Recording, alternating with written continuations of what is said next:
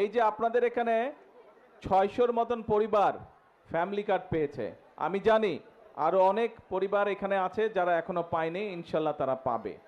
আমরা নির্বাচনের আগে আমরা বলেছিলাম এই দেশের মানুষকে যে বিএনপি সরকার গঠন করতে পারলে আমরা অনেকগুলো কাজ করতে চাই মানুষের জন্য এবং দেশের জন্য।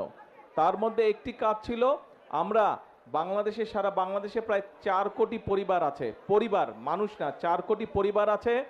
আমরা এই পরিবারের যে নারী প্রধান, সেই নারী প্রধানের হাতে আমরা ধীরে ধীরে ফ্যামিলি কার্ড পৌঁছে দিব, এরকম একটি কথা আমরা বলেছিলাম।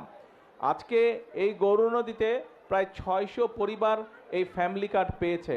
আরও পরিবার বাকি আছে, তাদেরকেও ইনশাল্লাহ আমরা পৌঁছে দিব।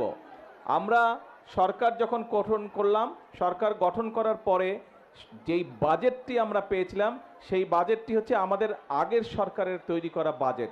সেই বাজেটে তারা ফ্যামিলি কার্ডের জন্য কোনো বরাদ্দ রেখা নেই।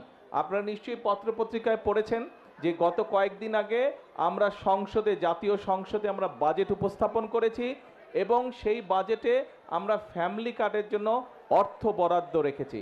আমরা গ্রামের যারা আছে, গ্রামের যে পরিবারগুলো আছে, খেটে খাওয়া মানুষের যে পরিবারগুলো আছে, অসহায় দুস্থ যে পরিবারগুলো আছে, আমরা ধীরে ধীরে প্রথমে তাদের হাতে ফ্যামিলি কার্ড পৌঁছে দিতে চাই।